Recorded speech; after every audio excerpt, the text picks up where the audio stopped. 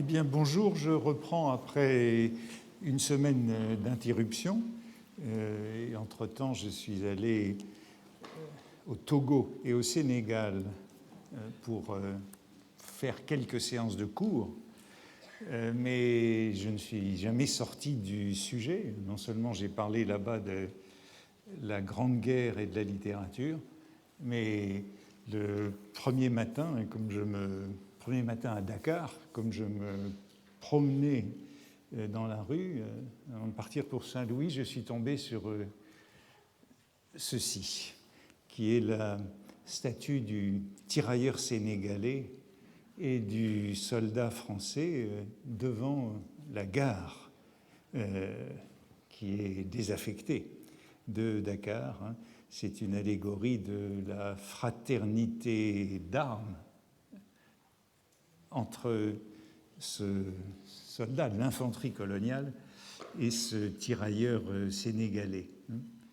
C'est une statue qui était sur la grande place de Dakar, qui a été retirée en 1983, mais remise en 2004 devant la gare, puisque c'est un élément important de la mémoire nationale, comme en France, et la place s'appelle la place du tirailleur.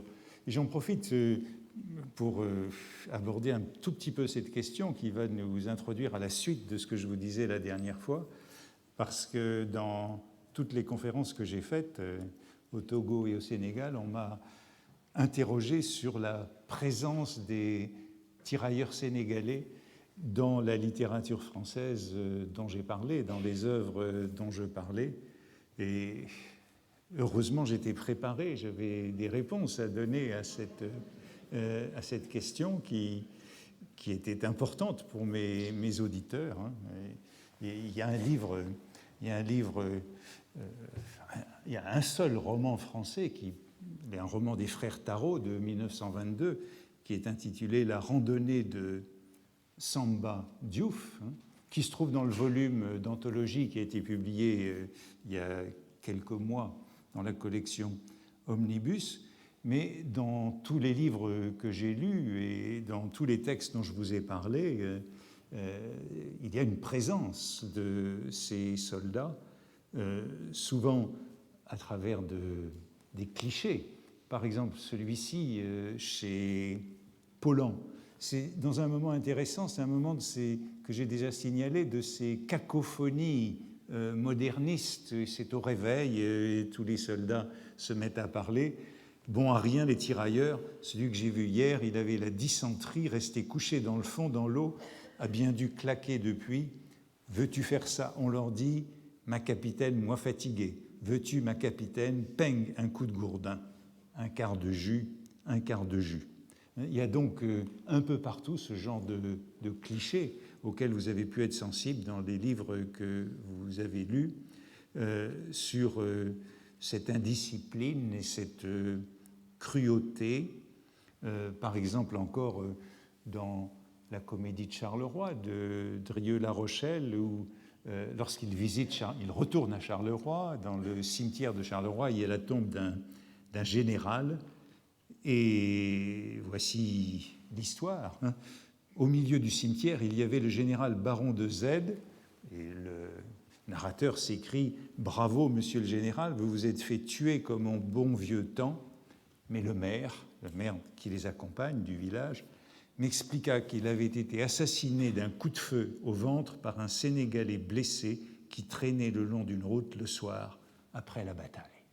Il y a souvent cette image de l'indiscipline de ces soldats, mais aussi du courage, de la force. Ça, c'est dans Le Feu de Barbus, et c'est assez intéressant puisque ça montre une assez grande confusion entre tous les soldats des colonies.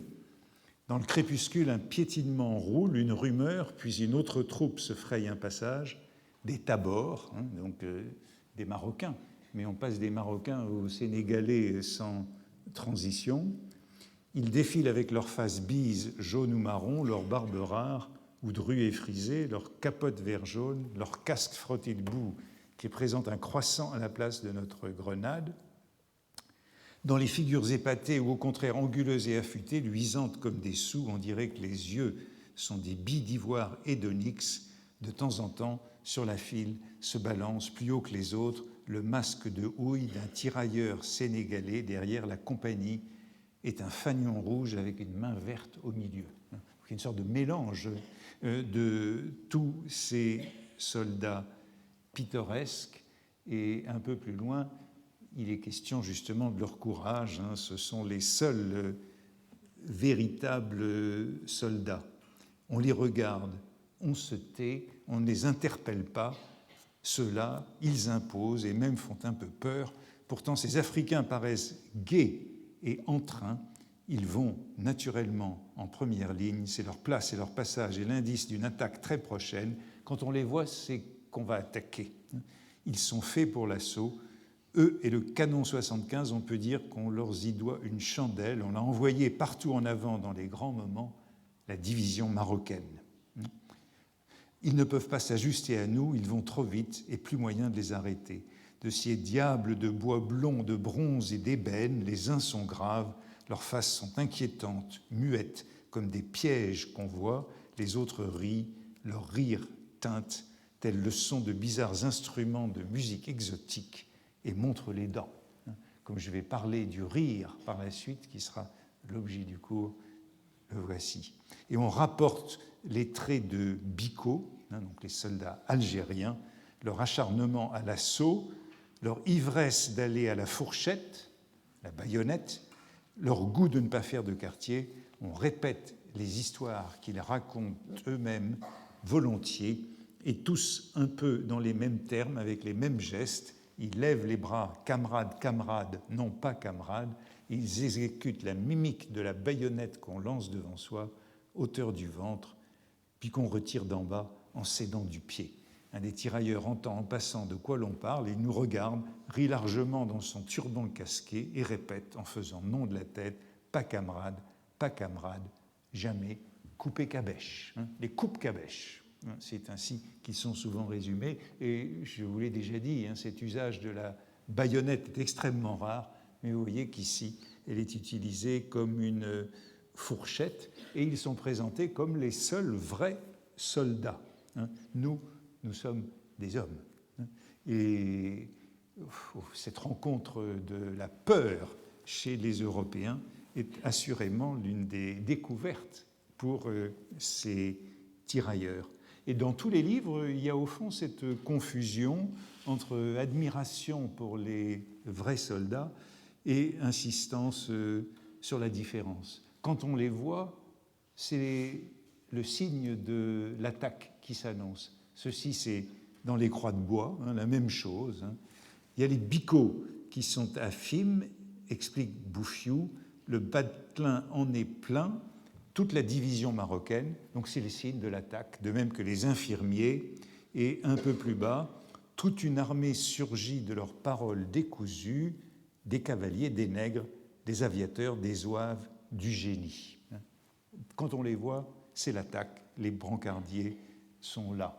Et cette autre référence dans les croix de bois de Dorgelès, derrière nous se dressaient les baraquements noirs d'une ambulance, et comme dépendance un verger de croix de bois, voilà les croix de bois, elles se tenaient rigides sur leurs tertres, crayeux, bien alignés, éternellement prêtes pour la grande revue, et l'on avait plus loin couché les tirailloux, la tête vers la Mecque, veillés par l'étroite planchette taillée en ogive. C'est toujours cet exotisme, ce pittoresque qui l'emporte dans cette présentation de ces tirailleurs marocains ou sénégalais ou des zouaves.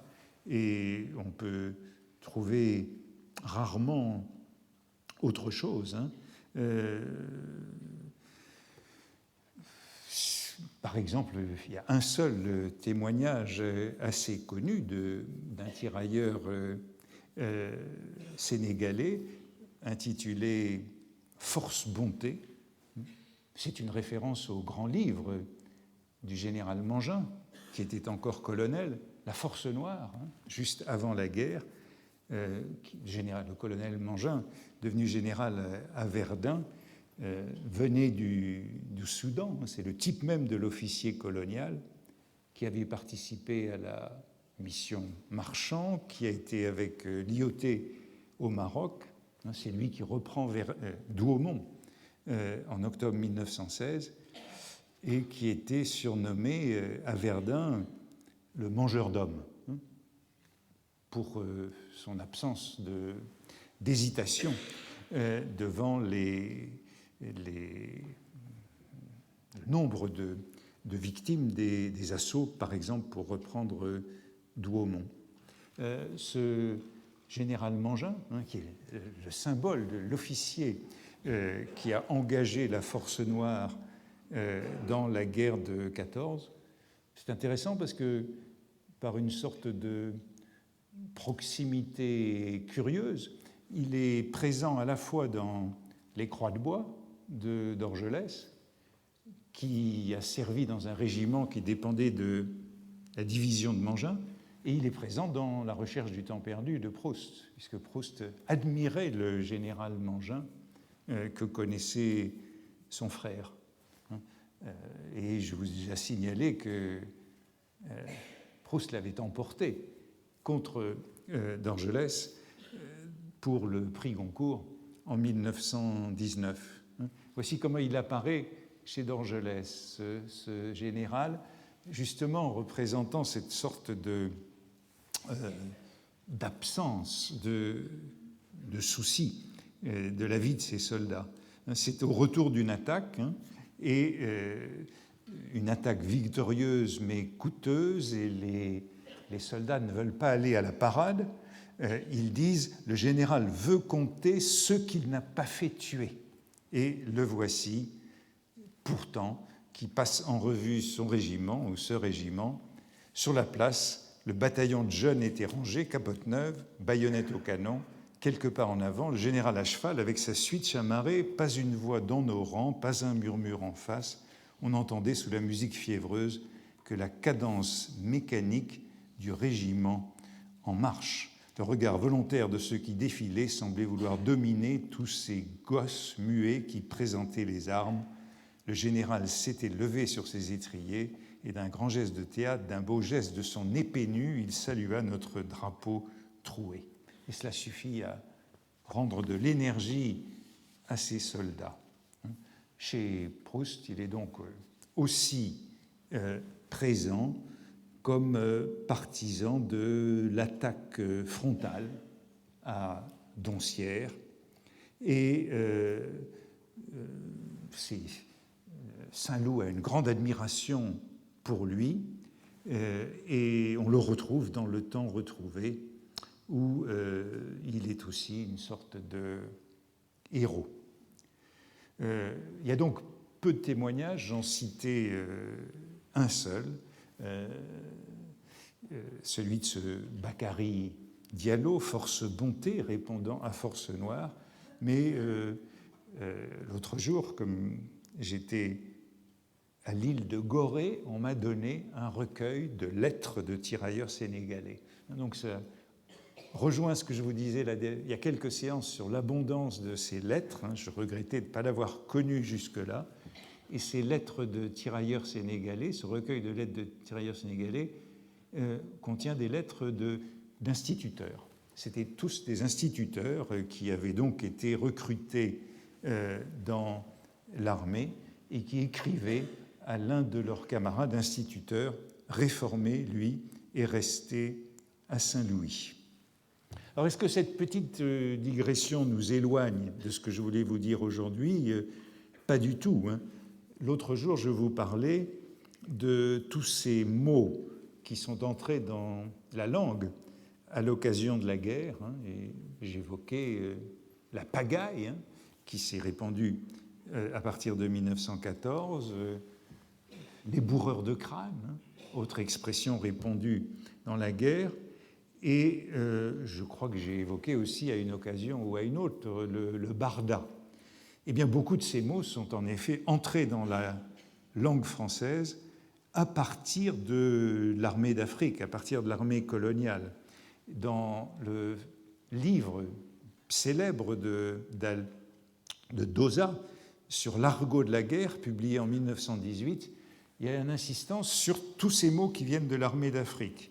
La spécialisation avait atteint son maximum dans l'armée d'Afrique, qui a apporté depuis la guerre aux troupes métropolitaines tant de mots inconnus à celle-ci et tirés en grande partie de l'arabe. Il y a beaucoup de mots qui se sont répandus en français depuis l'armée d'Afrique et à la faveur de la guerre. Et Albert Dauzat cite le kawa, qui s'est substitué au jus dans cette année, la guitoune, qui s'est substitué à la kanya, le bled, le kébour, toute une série de mots qui vient de ces troupes coloniales. Et voyez la suite. Avant 1914, elle avait déjà vulgarisé le célèbre cafard.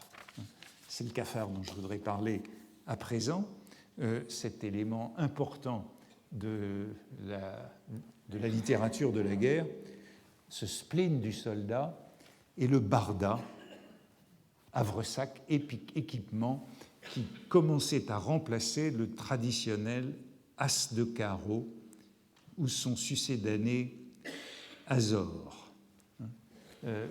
Jusqu'en 14, le mot barda n'était pas employé dans la langue française. Un sac de fantassin, ça s'appelait un as de carreau, par allusion, me semble-t-il, à la forme, ou azor.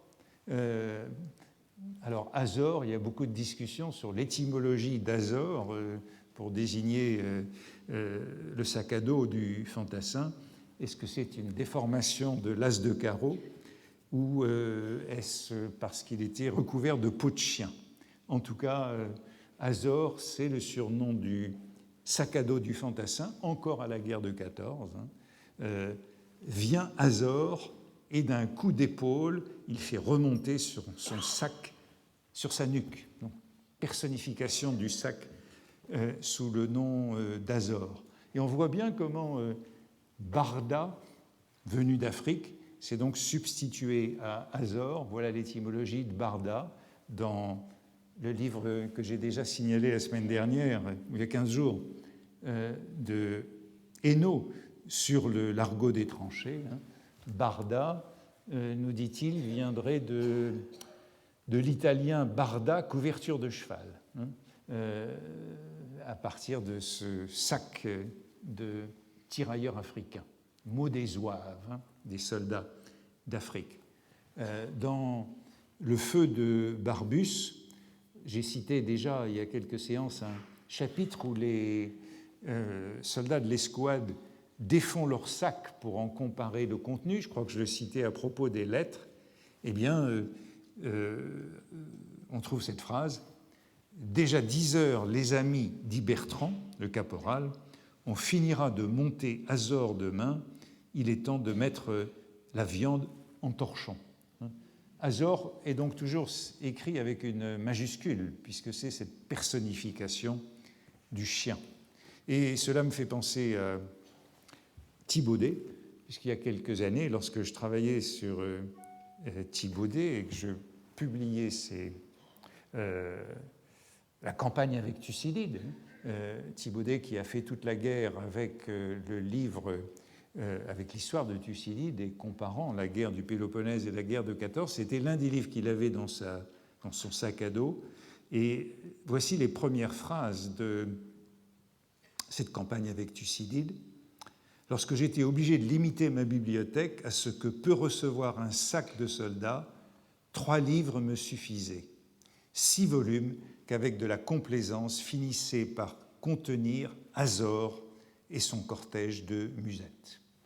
Un Montaigne, un Virgile, un Thucydide.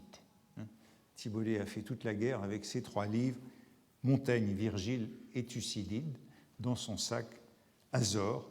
Et lorsque, il y a quelques années, j'avais travaillé sur Thibaudet, eh bien, j'ignorais ce mot Azor. ce qui prouve que le barda l'a complètement emporté, ce barda qui donnera Bardamu, le héros du voyage au bout de la nuit sur Azor. Eh bien, c'est donc à travers cette introduction qui nous a mené à ce cafard que vous avez vu venir de l'armée d'Afrique, que je voudrais venir au thème que je voudrais traiter plus longuement aujourd'hui, qui est celui de ce paradoxal temps de vacances qu'est la guerre, ainsi que je l'évoquais la dernière fois. Cette guerre qui a tous les aspects que j'évoquais de mascarade, de danse macabre, et j'introduisais ce sentiment inséparable de l'inaction, du temps mort, et qui est l'ennui ou la mélancolie, les idées noires. Eh bien, le mot de cafard, c'est donc encore un mot si caractéristique de cette sensibilité à la guerre et qui condense, comme l'autre fois, celui de pagaille, le sentiment tellement répandu dans les tranchées, au cantonnement, au dépôt, comme on a le cafard sans doute à la caserne, mais ici de manière beaucoup plus anxieuse. C'est la tristesse, le bourdon, la mélancolie, la monotonie infernale et, vous l'avez vu, le spleen, les idées noires. Dans le Trésor de la langue française, dictionnaire, il est avancé que le terme cafard est présent dans Les Fleurs du Mal au sens d'idées noires. Il y a en effet un poème des Fleurs du Mal où on trouve le cafard, c'est la destruction. Sans cesse à mes côtés s'agite le démon, il nage autour de moi comme un air impalpable, je l'avale et le sang qui brûle mon poumon et l'emplit d'un désir éternel et coupable.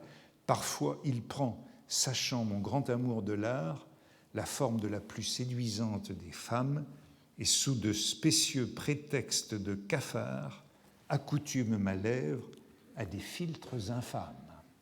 Sous de spécieux prétextes de cafard. Le cafard ici, non, ce n'est pas encore les idées noires, mais c'est le bigot, le faux dévot. C'est l'imposteur, la face de l'hypocrite. Le cafard, c'est l'hypocrite, le sournois. Et en effet, on ne trouve pas le mot cafard en français avant, au sens d'idée noire, au sens de mélancolie, avant la guerre. La diffusion du terme est bien contemporaine de la guerre. Comme dit un des observateurs en 1918, le cafard est une expression militaire qui exprime un état particulier aux militaires. Et bien sûr, les deux expressions, le cafard, l'hypocrite, le bigot, le tartuffe, et le cafard, la mélancolie, le spleen, les deux acceptions du terme dérivent de l'animal, la blatte, qui est noire, qui fuit la lumière. Avoir un coup de cafard, c'est broyer du noir, peut-être comme un coup de bambou, puisque ça vient de l'armée d'Afrique, c'est une défaillance mentale. Et voici ce que j'ai trouvé dans un journal de prisonniers en Allemagne, prisonniers français en Allemagne, une lettre du front qui, justement, analyse ce sentiment nouveau, cette nouvelle sensibilité liée, au fond, liée à l'immobilisation du front, à cette guerre qui est devenue statique. Le cafard, sur le front où vont toutes nos pensées, les pensées des prisonniers en Allemagne, où se concentrent tous nos efforts, il y a quelquefois des moments d'inaction, des heures d'oisiveté forcée.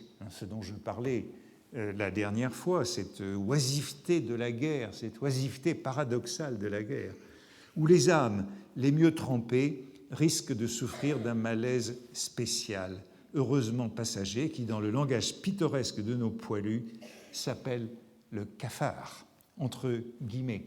Et il est écrit un peu plus bas, en effet, que ce terme viendrait des troupiers d'Afrique qui auraient fait du cafard le symbole de l'ennui sournois dans les mornes solitudes du bled africain. Bled, un autre mot qui apparaît dans la guerre. Il sévit, selon cette analyse, à l'arrière de l'avant. C'est cette zone dont j'ai parlé à plusieurs reprises, cette zone des étapes entre l'avant et l'arrière, qui est intéressante par tout ce qui s'y passe. Et pour le distraire, eh bien, il n'y a rien de mieux, selon cet article de Prisonnier, il n'y a rien de mieux que la littérature. Ce sont les livres qui peuvent sauver du cafard. Bien entendu, il y a d'autres distractions qui sont proposées par l'armée pour que les soldats ne sombrent pas dans le cafard. Le football, le cinéma, c'est un grand souci du commandement que ce moral. Voici encore dans un dictionnaire, le dictionnaire d'Hainaut, le poilu tel qu'il se parle, l'entrée cafard. Prise de regard mentale qui restreint le champ intellectuel, rend esclave des impressions tristes et ne suggère au malade d'autre guérison qu'une absence géographique. De sorte que le cafard devient l'excuse facile des déserteurs. Je reviendrai à ce point parce qu'il est très important. On déserte en raison du cafard, ou en tout cas, c'est l'excuse. Usuel et général, coup de cafard, acte sot causé par le spleen, courant dans les corps africains et coloniaux, généralisé par la guerre. Les hommes atteints du cafard noir ou du cafard vert, distillent le sirop de cafard et l'infusent à qui les écoute. Confère vaison, le vaison, autre nom du cafard, autre insecte. Insecte rongeur, voire grelot, avoir les grelots, avoir peur. Dérivé hypercafard, cafard renforcé, cafardisé, encafardé, décafardé, désencafardé, guéri du cafard. C'est donc un mot omniprésent dans tous les textes de la guerre, et dans les tranchées, on avait créé des ordres du grand cafard. En voici un, des décorations fantaisistes. Voici le grand cafard, et je ne sais pas si vous pouvez lire la devise, Ibi semper, toujours là, le grand cafard. Et vous voyez que sur cette décoration fantaisiste du grand cafard, il y a une petite croix de guerre en citation du grand cafard. Et c'est donc le grand cafard d'un régiment, mais cela existait avant, justement, dans l'armée trafrique. Voilà un cafard des années 1890, l'ordre local de l'aliénation sud-tunisienne. C'est donc au sud de la Tunisie, dans le Sahara, que l'ordre du cafard a été introduit. C'est le plus connu des ordres fantaisistes sahariens, avec une série de grades, le Sahara apparaissant dans une série de textes comme le royaume du cafard. Le cafard avait d'autres noms. Dans l'armée d'Afrique, ça s'appelait également la saharite, qui nous fait penser à l'obusite. J'ai parlé de l'obusite dans les premiers cours. C'était le shell shock, la névrose de guerre, qui avait pour nom l'obusite. Ça s'appelait la saharite, la biscrite, de Biskra, ou encore la névrose du Sud. Et j'ai trouvé ces derniers jours, m'intéressant à ce cafard de la guerre, un livre tout à fait passionnant, publié en 1918 par deux médecins militaires, le docteur Louis Huot et le docteur Paul Voivenel, Le cafard, publié au printemps de 1918. Donc c'est un livre sérieux, c'est un livre de psychiatre sur le cafard, et vous pouvez voir que ce sont des auteurs intéressants. Voivenel, qui était un ami de Rémy de Gourmont, avait publié des ouvrages sur ce grand lieu commun de la fin du XIXe siècle, littérature et folie, le génie littéraire. C'était donc des psychiatres lettrés, écrivains. Les Ce cafard est publié chez Grasset et est publié en prépublication dans le Mercure de France, puisque c'est un ami de Gourmont. Et vous voyez qu'ils viennent d'écrire tous les deux ensemble un livre intitulé Le Courage, publié également en 1918. Au fond, le courage et le cafard, ce sont les deux versants de cette expérience de la guerre. Ce sont donc des médecins écrivains qui résument leur expérience et qui vont la résumer après Le Courage et le cafard dans un troisième livre, également publié en 1918, La psychologie du soldat. Tout ça est publié avant la fin de la guerre et est une contribution importante à cette nouvelle sensibilité. Dans le cafard, il y a précisément trois parties. Le cafard colonial, puisque c'est l'origine du cafard, le cafard normal, le cafard du soldat normal, qui est la mélancolie, et puis le cafard des anormaux, c'est-à-dire le cafard qui fait déserter, tout le monde a le cafard, mais tout le monde ne déserte pas. Et la question de cet ouvrage est celle de la réalité, de l'existence du cafard comme entité morbide. Le cafard, est-ce une véritable entité morbide ou est-ce de l'indiscipline et de la simulation ? Ces deux médecins sont en vérité tout à fait éclairés, puisque, contre la plupart des médecins militaires, ils plaident pour l'existence du cafard, disent-ils, qui est né en 1916 à la suite des séjours dans les tranchées. La vie de tranchée, disent-ils, permet à l'homme de tourner stérilement dans son moi comme un psychasthénique, de se livrer à l'angoissante chasse des préoccupations familiales. Donc c'est cette nostalgie de la famille qui provoque le cafard, de devenir ce bourreau de soi-même dont parle la philosophie antique. Donc c'est une version de Léonto Timorouménos, baudelairien. Ils ont manifestement lu Baudelaire, et c'est le mot de spleen qui est tout le temps utilisé pour décrire ce cafard présenté comme asthénie, fatigue consécutive à l'immobilité. Et voici leur diagnostic.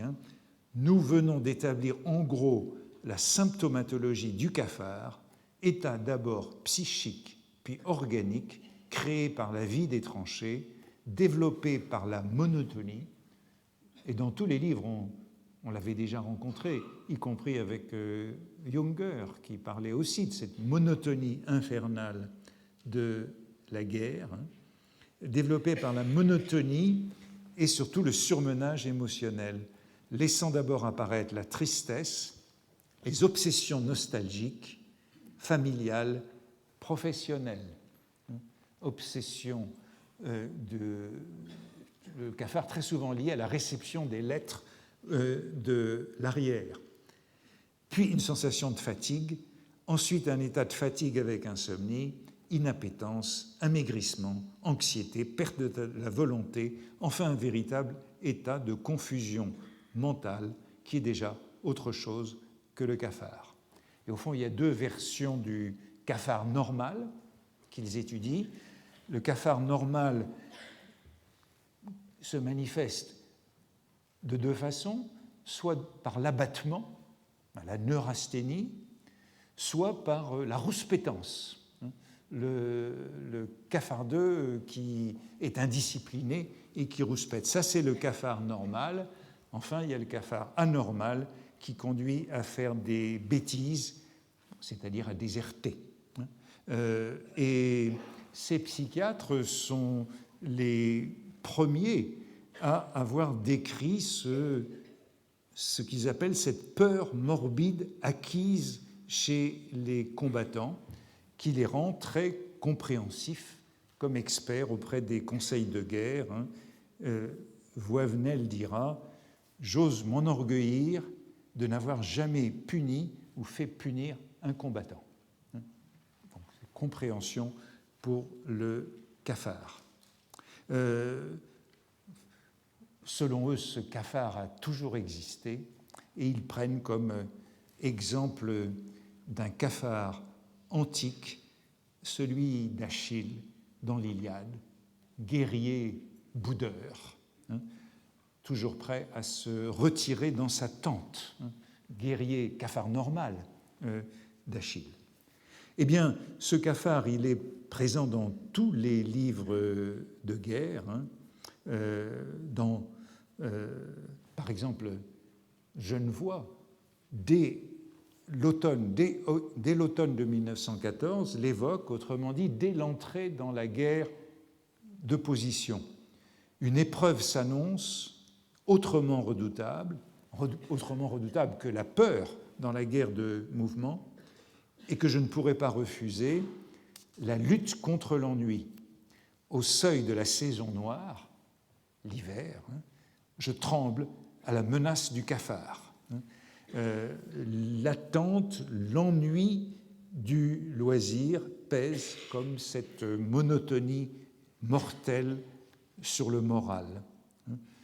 Dans le feu, et c'est toujours au moment où on quitte la tranchée pour retourner au cantonnement, où la peur n'est plus à l'ordre du jour, que le cafard prend. Par exemple, un des soldats dans le feu qui sort d'un débit de boisson où il a tenté de noyer son spleen. C'était assez bon, évidemment, ce petit blanc, mais que peuvent ces quelques gouttes dans le désert? Le cafard n'a pas beaucoup reculé et il est revenu. Ces quelques gouttes dans le désert. Donc on revient à ce désert qui est le lieu même du cafard. Et voici ce petit passage des Croix de bois de Dorgelès, le personnage qui est le plus proche du narrateur souffre de cafard. Ça, c'est après le repas, et c'est toujours la même situation, au cantonnement. De machine ne les entend pas, le menton dans les paumes, il rêvasse, les yeux perdus. À quoi penses-tu, Gilbert? Le cafard? Non, souvenir. Mais le cafard, c'est les souvenirs, précisément, c'est la nostalgie de la vie, de l'autre vie. Non, souvenir. Et il parle tout bas, de loin, comme si le passé le gardait. L'an dernier, jour pour jour, j'arrivais à Haguet, c'était le matin, je me souviens que près de la gare, on brûlait un beau tas vert d'eucalyptus ou de pin dont l'âcre fumée piquait l'air d'un parfum sauvage. Elle me disait que cela la faisait tousser. Elle portait une robe bleue, bleu pervenche, puis il se força un peu pour rire. Maintenant, c'est moi qui suis en bleu, c'est la guerre. Et autrement dit, nos médecins, Hureau et Voivenel, diraient que c'est un cafard normal, puisque le soldat est encore capable d'ironiser dans cette dialectique du cafard et du rire sur le bleu. Dans La main coupée de Sandrard, le cafard est présent à toutes les pages. Et ce qui fout le cafard, comme il dit, ce sont les cartes postales qui viennent de ceux qui ont été blessés et qui sont partis. C'est la nostalgie de la femme et d'un de ses camarades qui souffre du cafard régulièrement. Voici ce qu'il dit. C'était un soldat à la con. Quand son cafard le tenait, il était plus emmerdant qu'une femme qui a ses affaires. Il avait la migraine, broyé du noir, était franchement insupportable et faisait de la neurasthénie aiguë. Donc il y a tous les termes des médecins qui sont là pour décrire ces cafards monstres et Sandrard l'attache très précisément au cantonnement, ces retours au cantonnement après les tranchées, ce va-et-vient entre la tranchée et le cantonnement qui restitue le rythme de l'usine. J'évoquais la dernière fois ce sentiment de vacances et de liberté que représente la guerre. et puis se réintroduit le rythme de l'usine.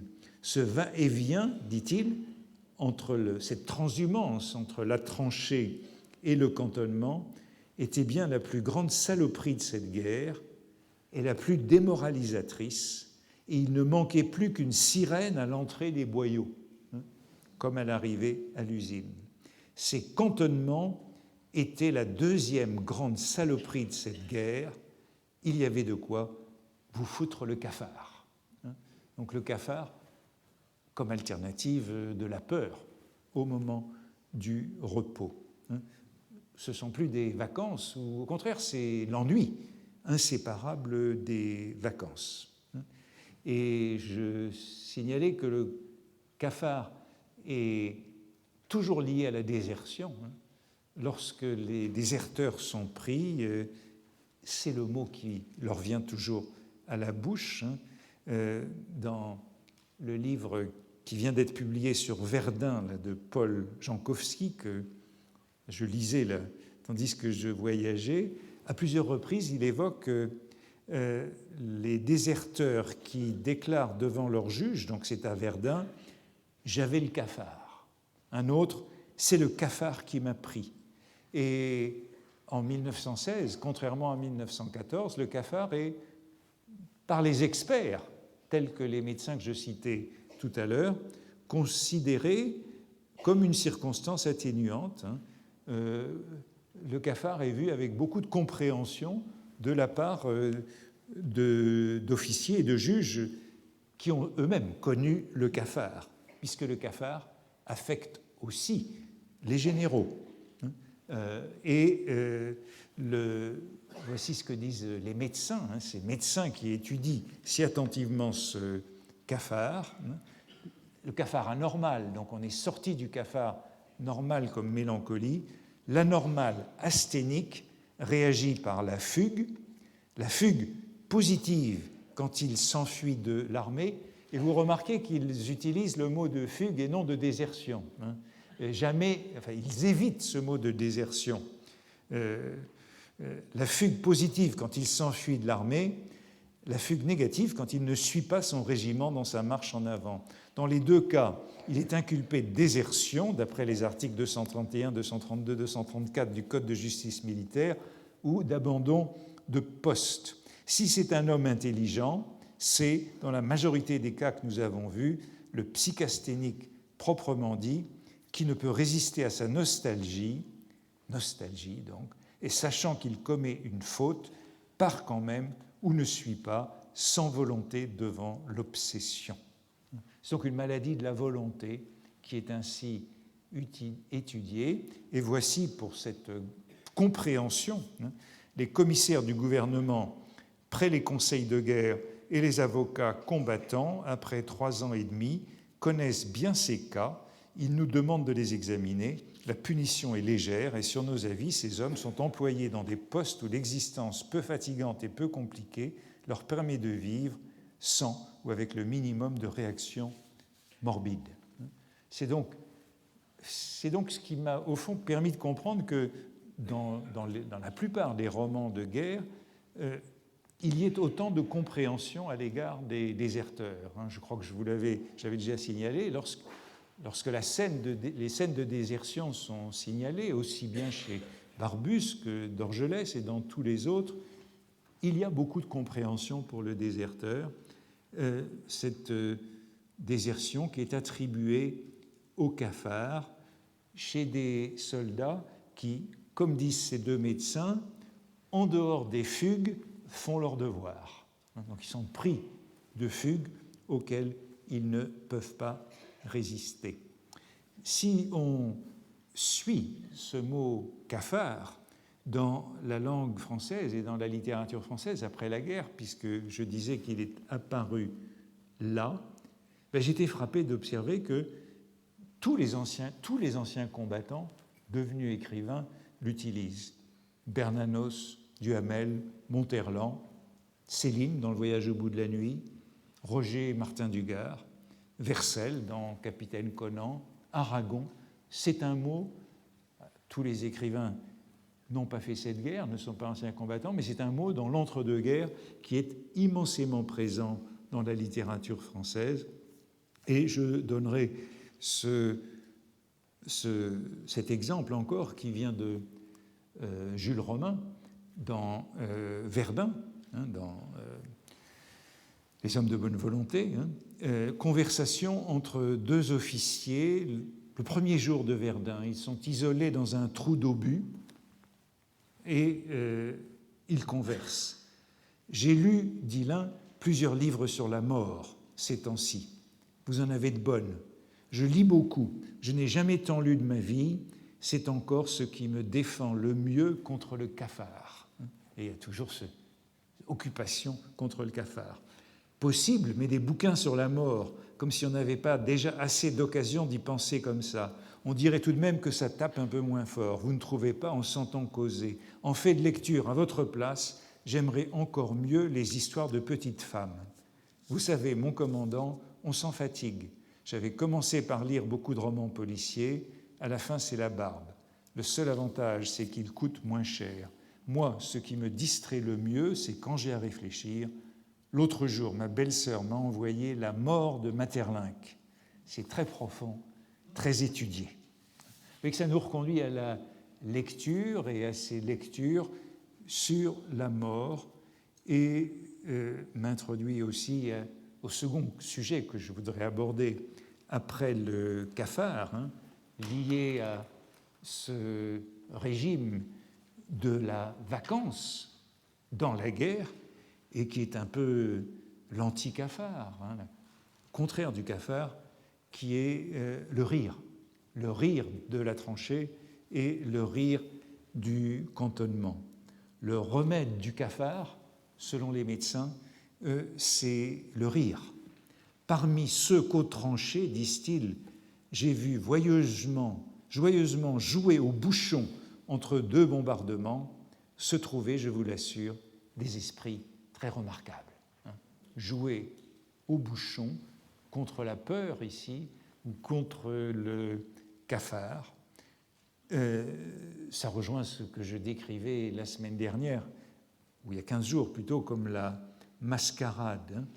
Aujourd'hui, disent-ils, le poilu accepte les événements comme ils viennent. Le combattant se défend admirablement par des occupations qui vont de l'enfantin jeu du bouchon aux thèses de la Sorbonne. Et on peut penser à toutes ces thèses de Sorbonne écrites entre 14 et 18 dans les tranchées et au cantonnement. Je citais Thibaudet, les 30 ans de vie française sur Maurras, Barrès et Bergson, ces milliers de pages écrits au bord des tranchées. C'est la même chose que jouer au bouchon, faire une thèse, et les médecins évoquent aussi tous ces objets sur lesquels les historiens se penchent aujourd'hui, ces objets sculptés dans cette culture de guerre, tels que ces médailles que je vous montrais tout à l'heure, ces objets qui visent à tromper le cafard. Le cafard est donc opposé au rire, au jeu, et c'est Hervier qui nous parlait la dernière fois de cette dimension de jeu de la guerre de tranchées entre les Anglais et les Allemands, en l'occurrence, c'est cette dimension de jeu et d'enfantillage. Elle est présente partout. C'est le rire contre le cafard comme une sorte de retour en enfance. Par exemple, chez Paulan, dans Le guerrier appliqué, et je vous disais que je crois que je vous l'ai déjà raconté, dans Le guerrier appliqué de Paulan, dans les tranchées, on joue aux cartes ou à saute-mouton, ce qu'il appelle le caricoco. Par la légèreté qui en résultait à l'égard des liens consacrés, donc cette guerre qui dissout les liens consacrés, la guerre était pour nous pareille à une enfance. Le rire, donc. Les livres de guerre paradoxalement encore, ce sont des livres où on rit beaucoup. J'évoquais la dernière fois ces intervalles carnavalesques, mais il y a ce rire de la vie au bord de la mort, ce rire jaune aussi.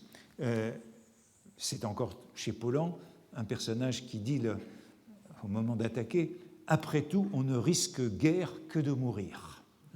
Et ces exemples de rire de galérien sont fréquents, ou rire de gibet. Il y a une sorte de hiérarchie du rire, de déroulement du rire. Le premier rire, c'est celui de la détente, avant d'aller attaquer, lorsqu'on arrive. Il est présent partout, ce rire d'enthousiasme. Par exemple, dans Le Feu, les soldats sont dans une basse-cour, dans une ferme. « On est bien, dit l'un d'eux, vise les petits canards, ils sont boyotants. » Boyoter, se boyoter, mot de tranchée, non seulement cheminer dans les boyaux, mais boyoter, c'est se tordre les boyaux de rire, se boyoter. Titre calembourisant, comme dit ce dictionnaire. Et cette gaieté, elle est analysée là aussi par les médecins, cette gaieté, disent-ils, qui apparaît par crise explosive, sorte d'échappatoire, c'est plein de fou rire, la tranchée, sorte d'échappatoire au mysticisme. Le mysticisme, c'est le patriotisme religieux.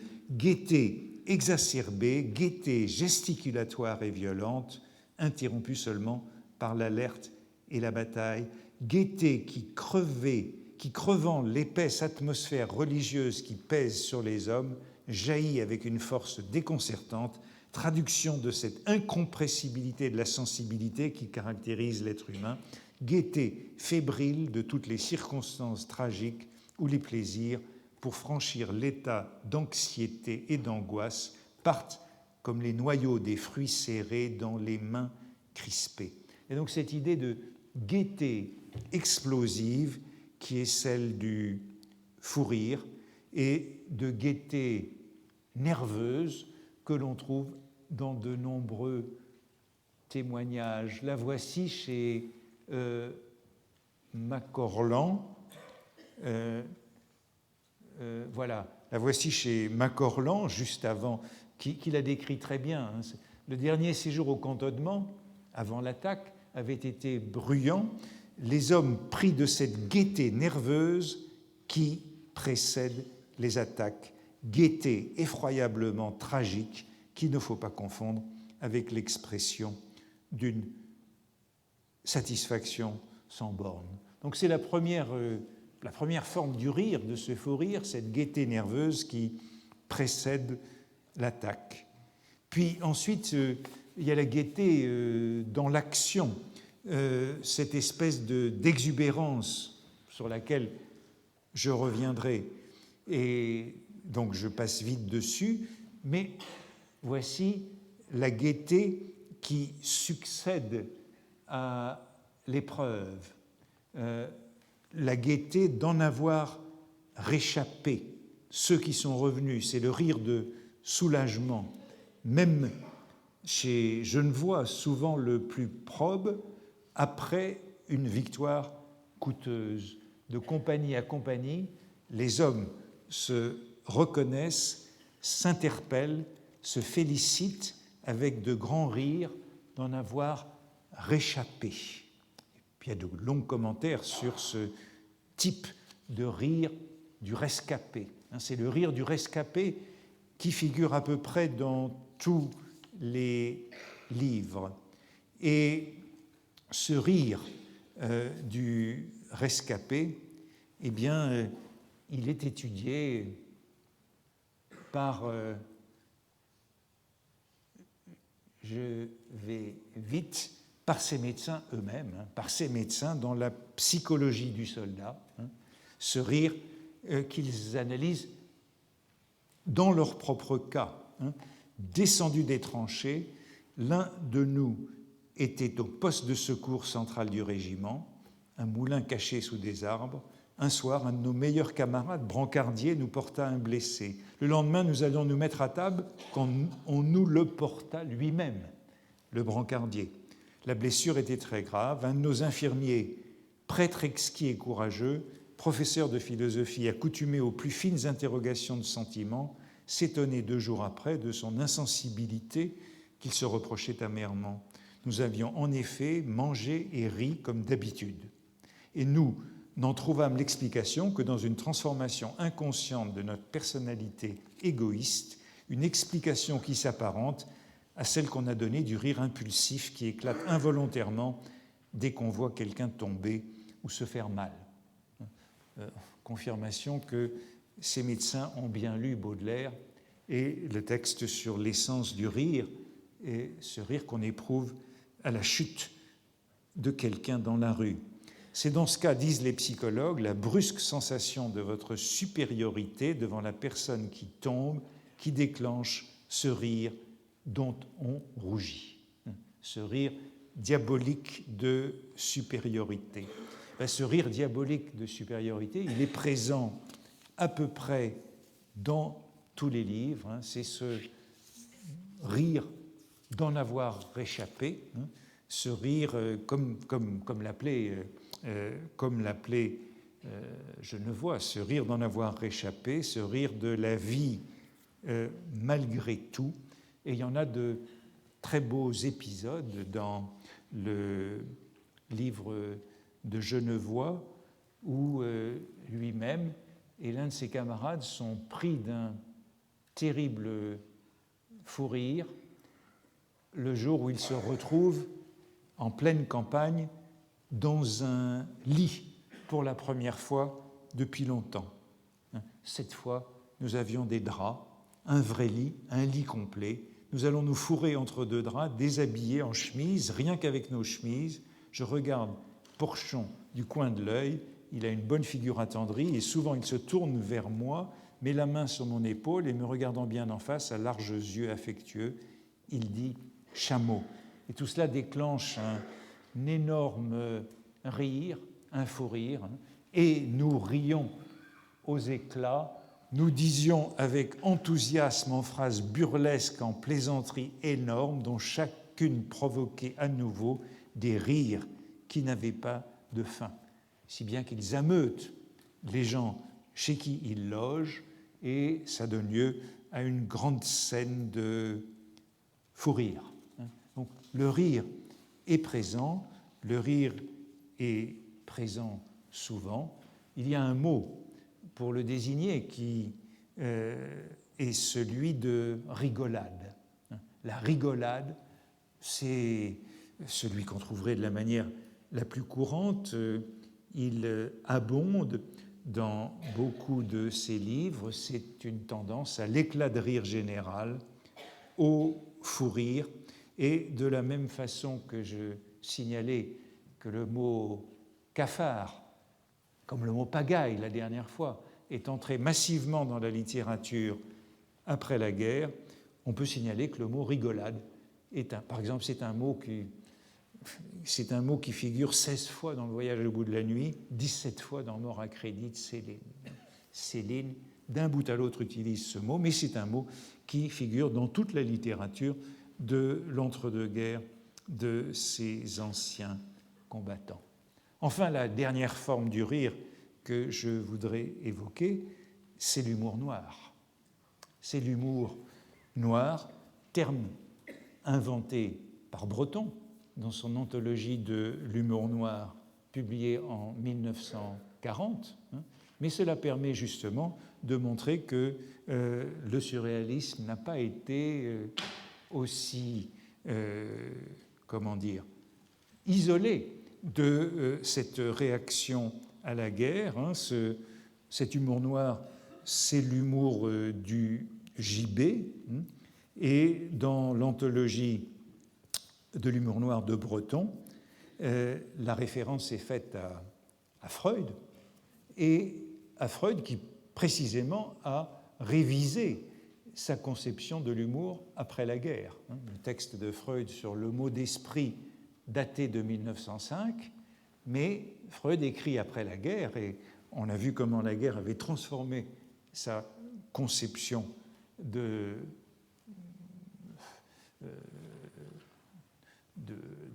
la topique de l'inconscient. Et après la guerre, il révise cette conception et décrit l'humour comme une réaction de défense. Et le modèle de cette réaction de défense, pour Breton, c'est son ami Jacques Vacher, en quelque sorte la muse du surréalisme qu'il avait connu à Nantes, à l'hôpital. C'est lui qui est au fond l'inventeur de cet humour corrosif de la tranchée. Et voici ce qu'en écrit Breton dans l'anthologie de l'humour noir. À la désertion à l'extérieur en temps de guerre, une référence à cette désertion provoquée par le cafard, Vacher oppose une autre forme d'insoumission qu'on pourrait appeler la désertion à l'intérieur de soi-même. La désertion à l'intérieur de soi-même, c'est cet humour noir qui montre que finalement la guerre est quand même présente chez Breton à travers ce que Vacher appelle encore ce sens de l'inutilité théâtrale de tout, une sorte d'humour désespéré comme réaction à ce cafard. Eh bien, j'arrête là sur ce rire de la guerre.